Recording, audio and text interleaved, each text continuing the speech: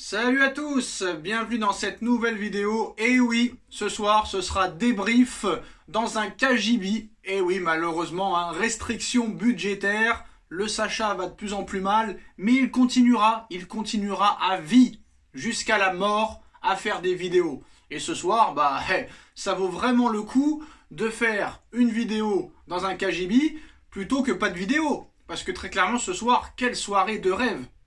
Quelle soirée de rêve! Les clubs français encore ce soir qui ont brillé. Après la victoire de Monaco contre Belgrade 5-1. Brest qui a fait l'exploit de faire match nul contre le champion d'Allemagne en titre, invaincu en Bundesliga la saison dernière. On parle de Brest, l'un des plus petits budgets de Ligue 1. Et ce soir, Lille, le LOSC, après leur victoire contre le Real Madrid, j'ai bien dit le Real Madrid, s'impose ce soir 3-1 à l'Atlético Madrid. C'est tout simplement et tout bonnement exceptionnel, incroyable. Franchement, du grand Lille ce soir, du grand Pep Genesio, du grand Jonathan David. Et franchement, ça fait plaisir.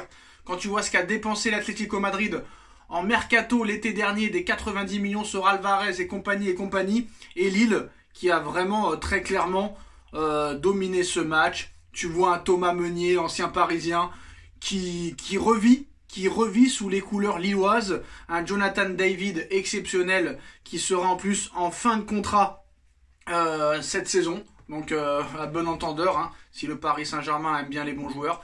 Mais tu vois que là le Paris Saint-Germain non seulement est la honte de l'Europe, mais la honte de la France. Le Paris Saint-Germain est la honte de la France. Lille qui bat le Real Madrid et l'Atlético Madrid. Brest qui fait match nul contre le Bayer Leverkusen, champion d'Allemagne, invaincu en titre. Monaco qui fait le taf. Monaco, Lille et Brest qui sont devant le Paris Saint-Germain et qui sont très bien partis pour devenir au moins barragistes et peut-être même de se qualifier dès les premières places pour ce huitième de finale de Ligue des Champions. Donc un grand bravo aux joueurs lillois, un grand bravo à Pep Genesio, un grand bravo à Olivier Létang, ancien directeur sportif du Paris Saint-Germain, un Thomas Meunier qui n'a jamais été aussi bon. Voilà, faut forcer de le constater. Chevalier, très bon gardien. Non, il n'y a pas à dire. Et est-ce que cette année on va vivre une grande épopée avec les équipes françaises? Je ne sais pas, mais là franchement, ça a été franchement impressionnant.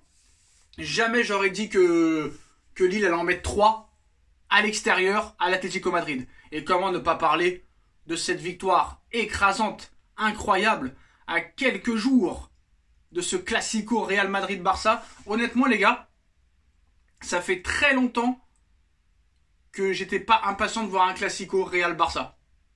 Franchement. Là on a PSG-OM, mais on sait que Marseille va gagner malheureusement. Franchement là, le Barça-Real va retrouver sa saveur des années 2010. Là franchement ça va être du très très lourd.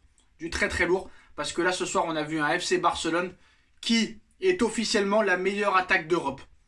Donc je pense que le Real Barça de dimanche va être tout bonnement exceptionnel, grandiose, sublime, magnifique, magique, marginal, subliminal, spectaculaire. Je suis impatient de voir ça. Victoire du FC Barcelone 4-1 face au Bayern de Munich. La puissance offensive du FC Barcelone est tout bonnement incroyable. Et ce soir, un joueur encore exceptionnel qui est peut-être le meilleur Barcelonais et peut-être le meilleur joueur de cette saison derrière Vinicius 2024-2025, c'est Rafinha. Rafinha ce soir, triplé. Rafinha est tout bonnement impressionnant et incroyable depuis ce début de saison et depuis qu'Hansi Flick est arrivé. Il est en train d'en faire un monstre. Même pas 50 secondes de jeu, il marque sur un service de Fermin Lopez. On a vu qu'Harry Kane a très vite égalisé 20 minutes plus tard, mais après Lewandowski, encore sur une passe décisive de Fermin Lopez. Fermin Lopez aussi, qui progresse sous les ordres d'Hansi Flick, faut pas l'oublier. Voilà, Rafinha triplé, Lewandowski qui marque, Lamine Yamal qui est encore décisif sur la passe décisive du 4e but. Et moi je vous dis la vérité les gars, impatient de voir ce classico. Et je pense que le Barça fait partie des favoris à la victoire finale. là, sur ce que j'ai vu, le Barça et le Real sont vraiment très impressionnants. Est-ce qu'on va revenir comme en 2010 dans les dominations Barça-Real? Bon, bien sûr, il y a Manchester City, mais le problème avec City, c'est que il rencontre toujours des petites équipes en Ligue des Champions au début, que ce soit en poule avant ou maintenant en match de saison régulière, donc on ne peut pas vraiment les juger pour le moment. Mais City, je pense qu'ils font partie aussi des favoris. Donc on a City. Désolé, je suis sur la fin. Donc on a City, on a le FC Barcelone, on a le Real Madrid, Liverpool qui est pas mal. Pour moi, c'est mon top 4 des favoris cette année. Liverpool, Real Madrid, Barcelone et Manchester City. Haaland ce soir, encore une fois, double buteur. Haaland qui fait un début de saison assez impressionnant, mais c'est toujours pareil. Toujours très bon contre les petits et malheureusement moins bon contre les grosses équipes. Donc voilà, franchement, belle soirée Ligue des Champions. Paris a un petit peu niqué le coefficient UEFA, parce que si Paris avait gagné, là, c'était top. Mais bon, tu t'en sors avec 2 matchs nuls et 2 victoires cette semaine, en espérant que Lyon fasse le taf en Europa League, et peut-être Nice aussi, on ne sait jamais. Mais là, franchement, un grand bravo à Lille surtout. J'aurais jamais cru. Voilà, je vous dis la vérité. J'aurais jamais cru. Alors, on va regarder un petit peu le classement de cette Ligue des Champions. À la surprise générale, à la première place, on retrouve avec 3 matchs, 3 victoires, et ancien coach du Paris Saint-Germain, Unai Emery, avec Aston Villa. Quel travail d'Unai Emery, hein. Il qualifie Villarreal en demi-finale de Ligue des Champions. Il a gagné 5 Europa League. Il est 4e de la Première Ligue. Il est en tête de Ligue des Champions. 2e Liverpool, 3e City, donc les 3 Anglais aux 3 premières places. Et après, on retrouve les Français. 4e Monaco, 5e Brest. Donc à l'heure où on parle, officiellement, à l'heure où on parle, Monaco et Brest sont en 8e de finale de Ligue des Champions directement. Mais bon, il reste encore 5 matchs.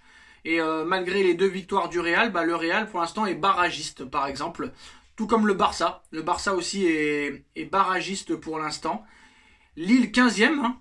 C'est quand même incroyable ce nouveau format de Ligue des Champions, parce que par exemple une équipe comme Lille, qui a déjà gagné 2 matchs sur 3, est 15e.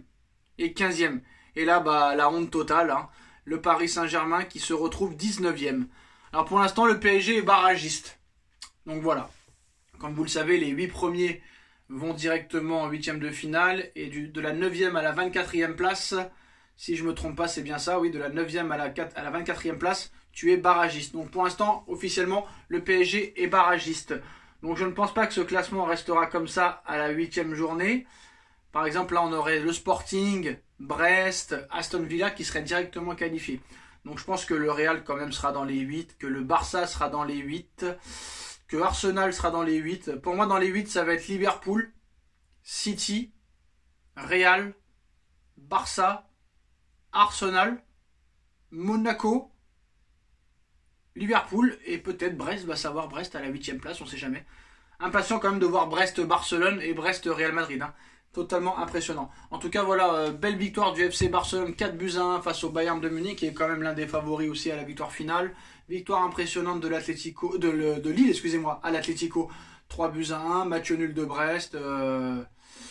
Quand tu vois l'équipe de Lille ce soir et l'équipe du PSG hier, quand tu vois l'équipe de Brest ce soir, l'équipe du PSG hier, quand tu vois Monaco hier et l'équipe du PSG hier, je pense qu'il n'y a plus grand chose à dire malheureusement.